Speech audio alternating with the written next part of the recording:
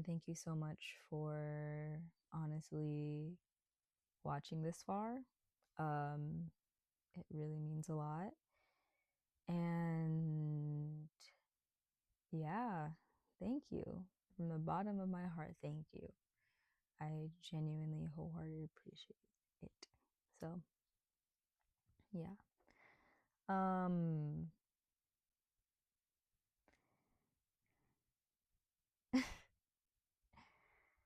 so I still have my old mic, which hopefully it's not too horrible. Like, that's better. I have my old mic. Um, um, Next week, I think I'm gonna have more features on. Probably gonna have my sister on and then some friends. So keep an eye out for that. That might happen. Um, yeah, it's honestly, I took a week break. So as you did not see my face last week, that is a big reason why. Took a little semester break to kind of recoup my health because to be honest, this podcast business is not as easy as I thought it would be. Not I didn't even think it'd be easy, but I just didn't think it'd be as mentally taxing as it is. Like when the week pass and you're like, oh shit, like I have to film another freaking podcast episode, shoot, and it's like already Wednesday, and you're like, dang, like days go by quickly, and especially if you finish editing it like by Sunday, and it's like, damn, like this is really, really a lot of work. So there's that, and there's also just like I don't know, I guess like the reason why I did this was to kind of form some sort of community because I was at a place where I was very isolated and I thought that like putting my thoughts out there would attract the right people. But I'm not really seeing the numbers that I hoped I would see. And honestly, like there's really nothing much more I could do about that other than kind of just like wait, you know? And I think that's kind of been the frustrating thing because, like, when you're talking to yourself, in front of a camera and a mic, it's like fun for like the first few times.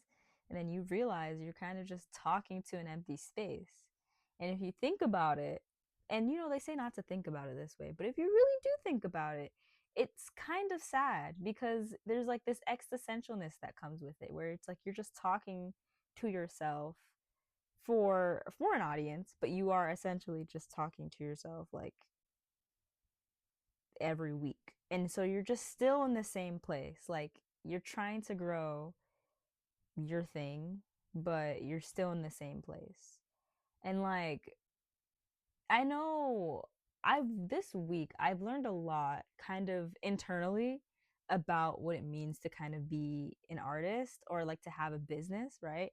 Because, I never thought about it as that. I never thought of myself as like a businesswoman or somebody that could be capable of running some sort of business because I think there is a lot of like pushiness that comes with it, a lot of just like pushing yourself out there, like putting yourself in other people's faces for you to be like, hey, I exist, look at my thing. And like I never minded when other people did it. But when it came to myself, like I just didn't have it in me to be as confident or to be as like straightforward and be like, hey, like this is me, look at me. Like just being so honest right now. And I think that's what I'm struggling with the most is like that kind of shameless plug, I guess. Shameless insert, self insert. But it's like, even if you, no matter how much shameless you are, that made sense. You know what I mean? Like, people are not going to engage with your content if they don't feel like they resonate with it or they don't feel called to, That's just everyone's individual kind of like path. And I think I'm at a point where like I'm really starting to understand logistically what it takes, not just externally, but like internally. And that's what I struggled with like my whole life, right? Like believing that I was capable of anything more than what I felt like I just was, you know? Like I was a shy kid. I wasn't really like upfront about who I was. I was just very, reserved, very internal. Um, and that kind of is a very natural state to me. Like it's not very natural for me to like speak and be vulnerable and just be like, hey, this is how I feel. Hey, like, I don't like when people do this. I don't like it when, I don't know, the clouds are gray. It's just not natural. It's just not natural for me. And it's not even because like I'm afraid of vulnerability. It's just not a natural state of being, you know? It's not something I was just used to. It's something I kind of had to adapt to because I realized that like, having a more outgoing personality kind of attracted a certain kind of uh group of people, like, attracted certain opportunities, like it attracted things that I always wanted. And I'm like, shoot, well, if I put on this persona, then things can just happen. So I kind of learned how to put on a bunch of different hats, I guess, and to be whatever I was needed to get the things that I wanted. But in essence, it destroyed my self confidence because it was like, well, I can never get what I got just by being who I was. Like, just by nature, just by who I was, I couldn't get what I wanted to get. You know what I mean? And I guess you don't really have to overthink it as that, as like, oh, well, you're changing your personality to get things if you want. Because, like, in essence, like, everyone can benefit from being a bit more upfront and a bit more shameless. I do think that. I don't think there should be anything to hide when it comes to your intentions or with the things that you want for yourself. I think that is a very beautiful thing. But I guess for me, what it taught me was that what I was already wasn't enough. Like my natural way of living was not one destined for success. I would have to adapt and change and kind of mold myself into something that could be more, I don't I had to mold myself into something to be something that was more, something that could win. If that makes sense. Like I just like I had to be just more. I had to just be out there, be more. And there's different sides to everyone, not everyone has this playing side, and that also goes with me as well. Like I am not only just this reserved creature, right? Like there's a part of me that really likes being outgoing, likes really talking, getting to know people, but also like likes like expressing and sharing myself and just being the person in the room with the loudest voice. Like that also is very fun to be in. um but I guess the times where I am a bit more leaning into that side that is a little bit more reserved, it's like I kind of would pressure myself to be loud all the time because I knew that's what got me results.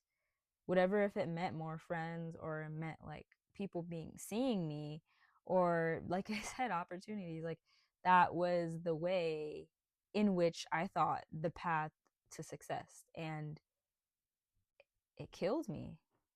It burned me out. And when I mean it, like I mean in every single stage of my life, like where I felt like I needed to work towards a goal, which isn't necessarily always an ambitious goal. The goal could simply just be like to make friends, or to be a to be in a sort of specific like room, or to be like important. I just felt like I had to mold myself into what it was meant to be.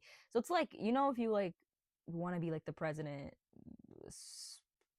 of like, I don't know, the knitting club in your uh local library. I think I don't know if that.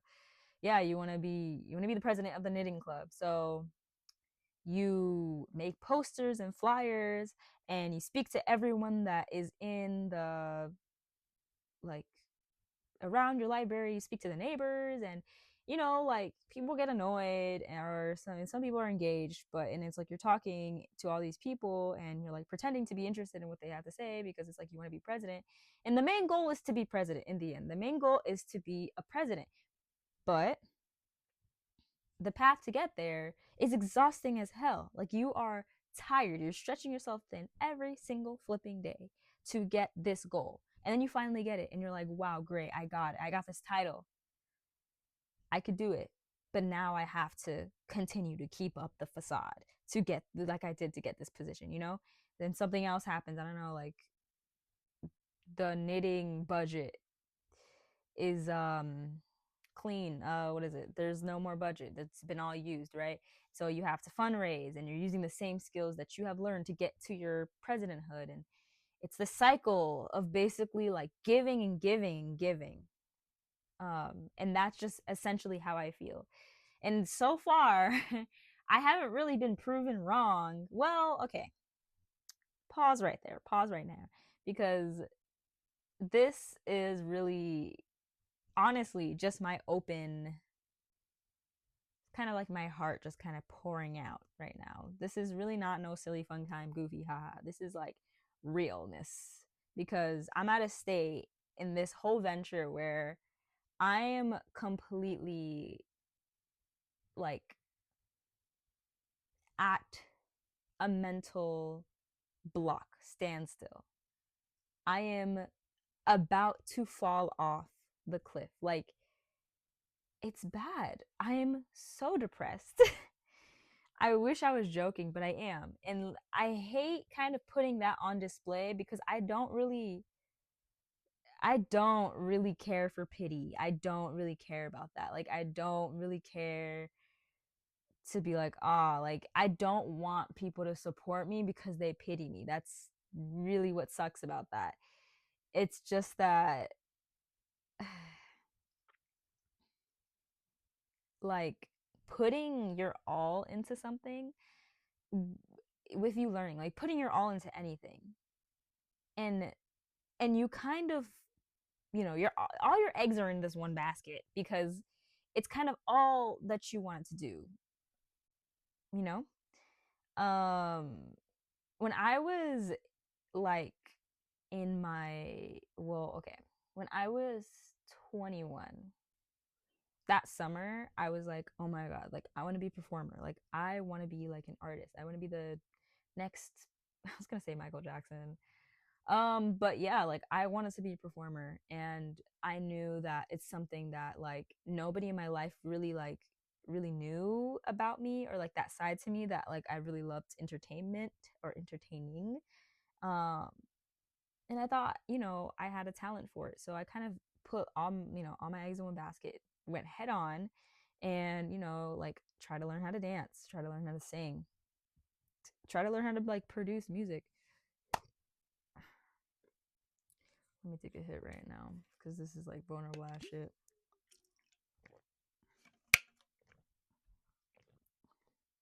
Yeah, like I tried to do everything that I could. And oh my God, bro, I got discouraged so fast. So eventually I made it into this program.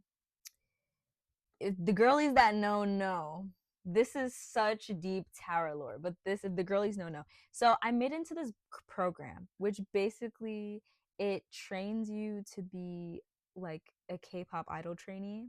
So you would go through this like intensive kind of course where you learn how to sing and dance and you'd be put into groups like, you know, obviously you're like an actual trainee and then you would be in those groups, yeah, and then you would also like record songs. It was a really, really, really fun thing to experience because you got to learn a lot about like kind of the industry in the sense of like you basically being that person. I don't know. It was a really cool experience. But I oh my god, like it's something I'm so ashamed of because number one, like K-pop, you know, and I think like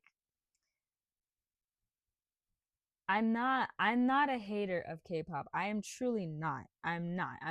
I do like it. I do appreciate it. I do appreciate like the production of it all because oh my gosh, it takes a village. However, the community, you know, it's hasn't had the best track record, right? A lot of instances of stalkers and these very obsessed fans. And so I think that basically ended up covering like a lot of what people think when they think of K-pop. But I believe there's so much beauty that comes into that K-pop because it's kind of just like this like mixed media art form, right? Like a whole bunch of really talented people work in that department and it's great. However, yeah, I got involved with that and it killed me. It killed my confidence, it killed everything. Like having to deal with some people in that environment, oh my gosh, it killed me because it's like I already had no confidence in myself. I didn't really see why we because you have to audition first of all. So I auditioned, somehow I made it. And then yeah, like I was just and also I was like older too. I was like what 21 and you know, to be a trainee you're like what 15. So like I definitely was like girl huh? Like I was but I was in it for the pure love of the crafts. Like I was in it to learn how to produce music. I was in there learning how to sing. Like I was in there learning how to dance and like your girl she was struggling, but I was doing it because I wanted to be good at it. So I had an ambition, you know? And the more I got into it, I was so killed every day at the fact that, like, oh my God, like, I'm not good. I'm literally not good. Like, I'm old. These girls are laughing at me because I literally am like not good. And there's people there that like learn how to like dance and sing when they're kids or whatever. Or they're just like, you know, freaking Filipino. I was not her. I was not her. And I was met with so much mental anguish because at the same time, like, since that my career path, I want to be a performer, right? That was like my whole career path. Like, that was my whole thing. That's what I was doing. And like,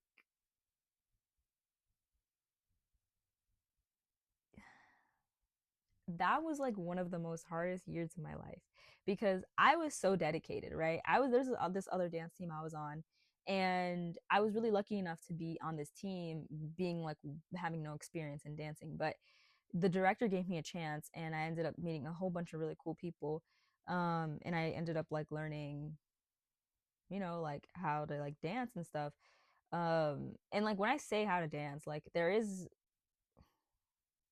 I think I'm trying to explain this to like non-dancers. Like this it's not just like, hey, like you're gonna learn how to boogie today. Like there is a whole foundational thing to like learn how to move your body in an intentional way. And so I was lucky enough to work with somebody who was like very unique in their style and has been in their community for a long time and like the people around me were already so good and I was like, oh my god, like how was I able to even like compete, like what, like not compete, but you know, how was I able to be like yeah, like I did it, you know, in the same place as all of these people that are also really good. Like that must means there's something that this person saw in me, you know, just like in this like idol trainee program thing. So um I did that and doing those in the same time. And as I was doing that, like I was like, woohoo, like I'm doing this stuff, like I'm doing this. But oh my gosh, like the mental game it was because I and when I tell you this, I will tell you this with full teeth right now. I couldn't, it was so hard. It was so hard. Like skill wise, it was difficult. Like Okay. Um, so you know how Beyonce like is very talented, right? She's very, very talented. She is insanely talented because she has put in so many hours, years into her craft. Not only that though, she put so much, like, there's probably a good 40% of her life that she has only dedicated to her work. And as beautiful as it is, there is an ethics conversation we need to have, right? Because Beyonce is so, and I can't tell you how much of a percentage that is natural talent, but there's a big part of it that was just straight up just hard work. And it takes a certain level of mindset to be able to get to that level of mastery that a lot of people in this world do not have. And it's the mindset. It is purely the mindset. You can have all the talent in the world, but you cannot compete with somebody who works hard. But working hard comes with that self belief that, oh my gosh, that me working hard is going to get me somewhere. Working hard is going to get me to a place that will have it be recognized, right? And that year where I was working hard, literally, and I mean literally, I learned hard and fast. That wasn't enough.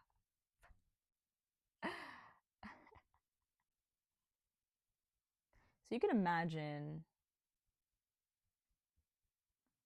living this year, and I was as pure as a crystal marble ball. Like, I was so dedicated to this ambition I had because it's something that fueled me, that like got had me get up in the morning. It's something that was so happy to think about, that oh my god, that one day I might be famous or something. And it took me a long time to realize. And who knows, maybe I'll go back to it, slip in the back pocket. But it all came from this desire to be loved, to be loved by strangers, to be loved so and like valued so deeply, because I didn't feel that up until where I was at. And I guess that's why they say, like, if you want to be famous, there's something kind of wrong with you, right? Which makes sense. But that's kind of the thing about it. Like, I worked hard, but I was met with so many blockages that in the end my mind completely abandoned it, and I just didn't feel as like connected to it. It's like I was scared off from that dream I had. And as embarrassing as I think of it now, it's something that I see repeating, where there is this level of self-belief that's kind of like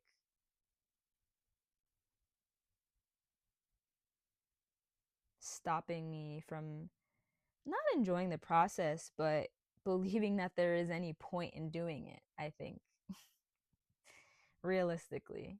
Because, like, the idea of just doing this all over again to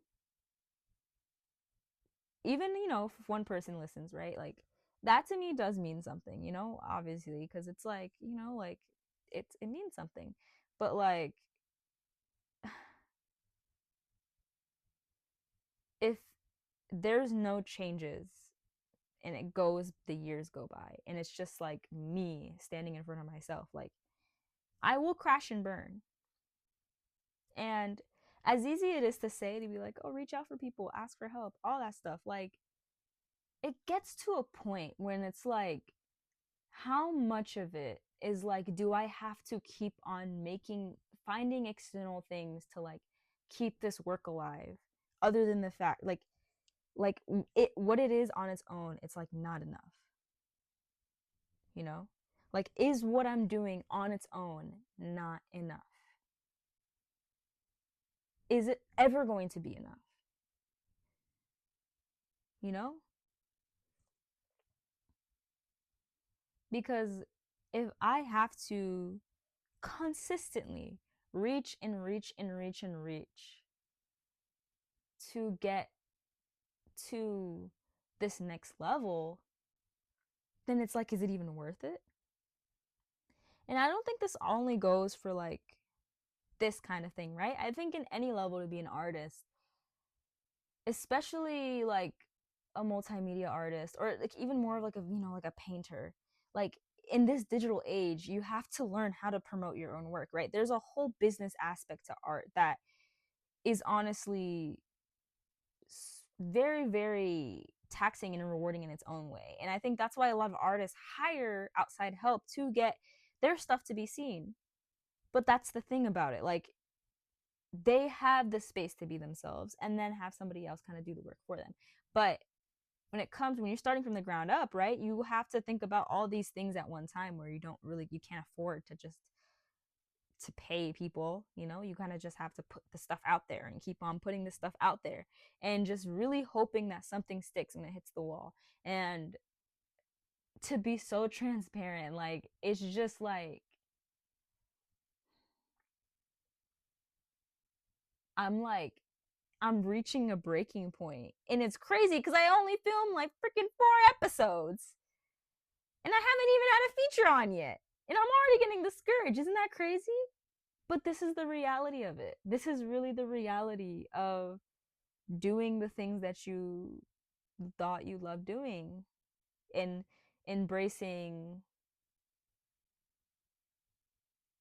I don't know, this new side. Like, I always told myself I want to be an artist and I want to put my work out there, and I do. And I have a lot of things that I want to put out that besides this, potty, that I have like more things that I could just, if I feel comfortable enough, I'll share it and I'll just put out there. And hopefully, there'll be an audience for it. But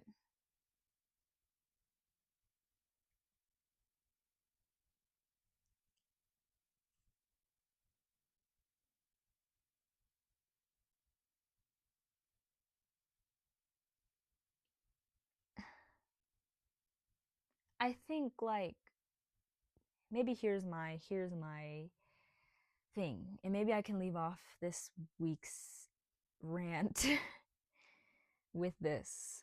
But the point of everything that I do, like everything that I do, is community. And selfishly, zoom in, is belonging. I never felt like I belonged, no matter what space I was in. Like, I never felt like I belonged. Like, that's something that in all phases of my life has been consistent. I always felt like an alien in my environment, and it's not really anything superficial. It's just like, and it could be even too like my own fault of like not being able to open up as much or whatever. But I just feel like I was always in the most out of places. Like, I felt so out of place in places and remained in these out of place places. You know, like New York to SoCal, like fish out of water. And that just never left. So, but instead of embracing that, I kind of slipped through, I don't know, kind of just slipped in all of the, bad parts of not fitting in or not feeling like belonging anywhere. I like fell into a depression. And it's where I felt the most comfortable for a while. But yeah, like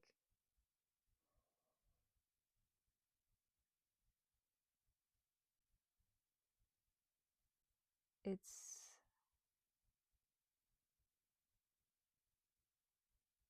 it's been a journey, and I'm still here. I'm still kicking it. And I'm sure I'm not the only one that's felt this way or been through these things. So it's not really a pity party at all. It's kind of just a very honest acknowledgement of like my journey so far. And I think there is, especially doing this kind of stuff, like I just don't feel like I can do it without help. And there is that inside of me that also feels like everyone hates me for some reason. And that's not really anything that there's not anything that anybody can control. It's just something that happens that, I don't know, just kind of does, right? And it's just like living with these complications internally really makes anything related to putting yourself out there very difficult. Because somehow, some way, in some large thing direction, everything is your fault. Everything's out of your control. Like, everything's your fault. And it sucks living like that. And I don't want to put pressure on myself like that anymore. But, I also have these dreams and this goal that I want to reach because, I just feel like, why not? Why not? Oh, let me be careful. Let me be careful. I learned my lesson. Thank you, E-Man, if you're watching this. I didn't remember what you said.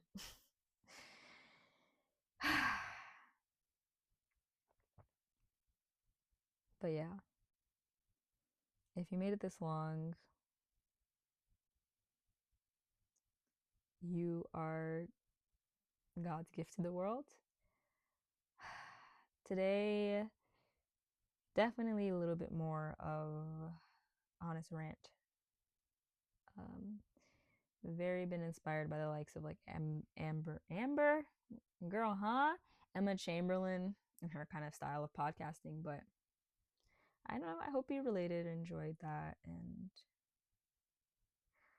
hopefully I keep on doing this. And those thoughts that I have are just thoughts, and keep on trucking along and doing things that I've always wanted to do and not get too discouraged. But I'm not gonna lie, it's not easy, especially when you're just doing this by yourself, you know? My whole support is not really as big as people think. And I think I just want to be transparent with that. Like, even though I appreciate much support as I do, like, I think that's kind of the thing about it. Like, I haven't told a lot of people close to me directly that I've been struggling with this. So I don't think they really know like how tough it has been for me to just put myself out there and kind of put out there these things that I've been dealing with all my life. But I don't know if it helps somebody, then I don't really see the harm in it. So, yes. Next week, I'm definitely going to have a feature. So keep an eye out for that. Might be drunk cooking with my sister. But hope you have a good day wherever you are. Good night. And thank you for watching.